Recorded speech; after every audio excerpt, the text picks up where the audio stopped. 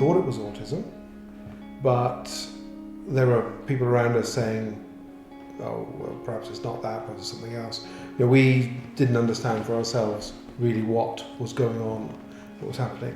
So until we actually got a diagnosis, until we actually got Caleb in a school where there was some real support for him, it was very, very hard for us. My son is non-verbal, which means we have no speech at all. He can't ask for anything, he can't tell you if he's ill at all. If he's in pain, he can't tell you. He doesn't even say mum. He hasn't spoken since he was 18 months old when his sister was born, when he said mum, mum, dad, dad, the normal things that they do. He's unable to express emotion or desire or delight, happiness, excitement. He lives very much in the here and now. So he cannot talk about past events. He cannot recall to us what he did yesterday or even an hour ago, unless someone tells us what he's been doing. That's the only way we will know. He cannot look forward to things in the future because he doesn't understand things that might happen or will be happening. He's no concept of time, so therefore that will impede his language as well. So he couldn't look forward to a holiday or a birthday or Christmas. It means nothing to him. So he won't talk about it. Not that he won't, he can't. Liam does not understand abstract thoughts or notions or concepts. If you were to talk about dogs in general, Liam would not be able to understand that you mean all dogs. He would be thinking of one particular dog that you might have shown him a picture of.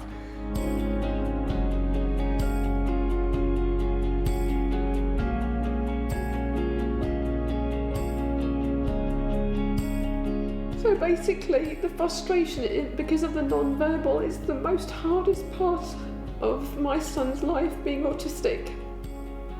Because it is dealing with everything in life, whether you go out somewhere, you can't take him to a shop, you can't take him to a restaurant, because people look and stare and think your child's misbehaving. We can't go in town because he throws on the floor and he starts screaming and he has to have his own way. People look, they stare, they say, oh, what a naughty boy. And it's very, very hard for me. My husband works full time, so I've got the two boys all the time with me.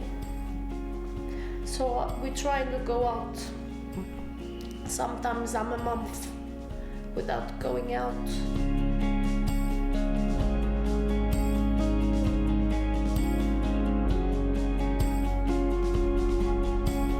And it's hard for my other son because my other son says sometimes to me, Mommy, you'll give more attention to my brother than you give to me. He screams every night, always at the same time, 3 o'clock, 3:30 in the morning.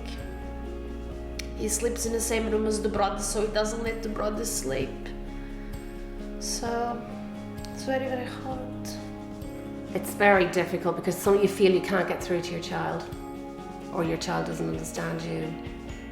You're constantly trying to work out what's going on in his head, how he feels. It's a constant battle between working it out, thinking, is that what's wrong with him today, or is that what's right with him today?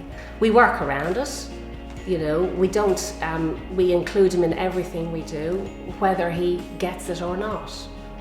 But it's so sad watching him not really get his birthday. He's 8, and he doesn't really understand being 8 and what it means.